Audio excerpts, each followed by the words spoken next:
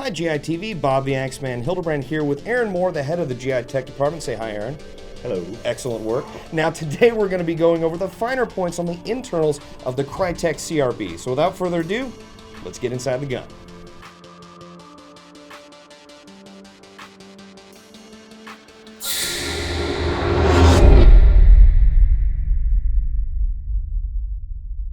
Before I get into the gearbox, there's a few things I wanted to talk about. One, obviously, being the new hop-up system that they have.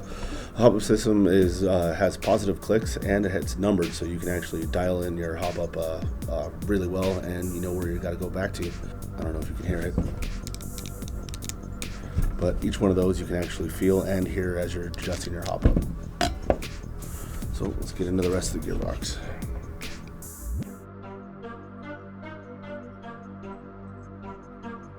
Now that we've got the gearbox out of the gun, and we can start looking at some of the more key features. One being ball bearing spring guide. It's actually made out of full metal, and it's quick change, and it's ball bearing. Not many other manufacturers are actually doing that right now. Most of them are made out of plastic, and it's not ball bearing. It's usually just a standard spring guide. So another feature that you can tell right as you get the gearbox out of the gun, you can see the nice anti-corrosive coating along with the Krytac logo engraved into the side of the gearbox. Let's get the gearbox open. Built-in MOSFET and the wire guide.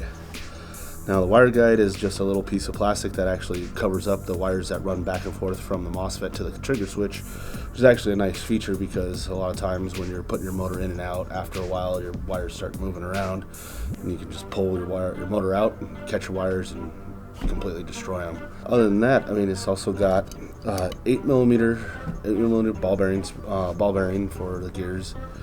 And check out this servo pad on the piston, on the cylinder head, real quick.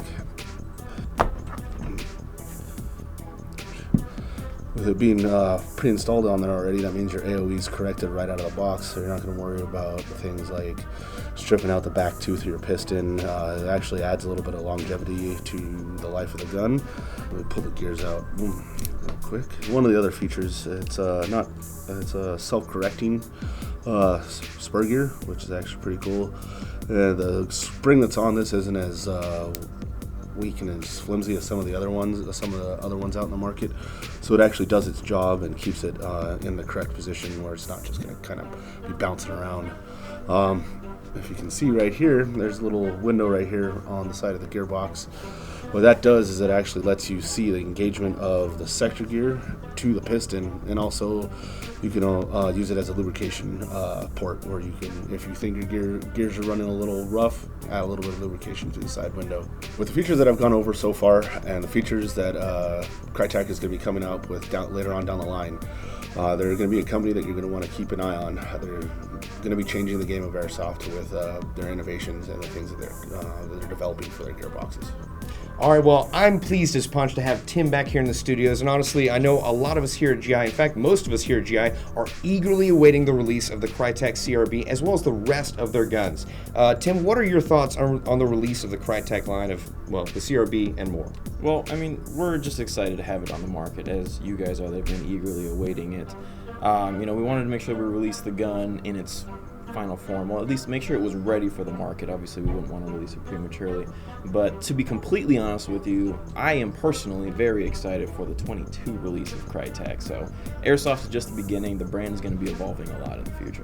I think that's definitely going to be huge, and I can't wait for everything to come out so we can have more stuff on the market. But once again, I'd like to thank the Temperer for showing up. I really appreciate it. It's good to see you again, buddy. Yeah. Well, thanks for watching GI TV. I'm Bob the Axeman Hildebrand, and this is Tim.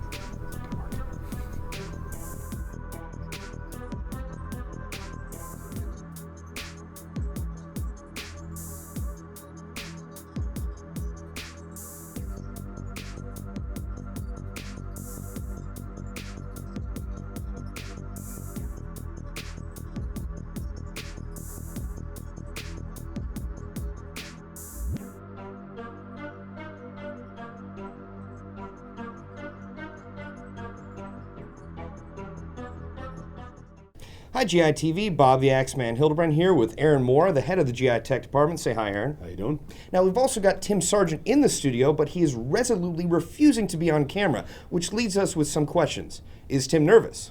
Did Tim get up on the wrong side of the bed? Is Tim's Kim Jong-un haircut finally getting to them? We're going to answer those questions and more, and we're probably going to go over the finer points on the internals of the Krytac CRB. Well, let's get into the gun.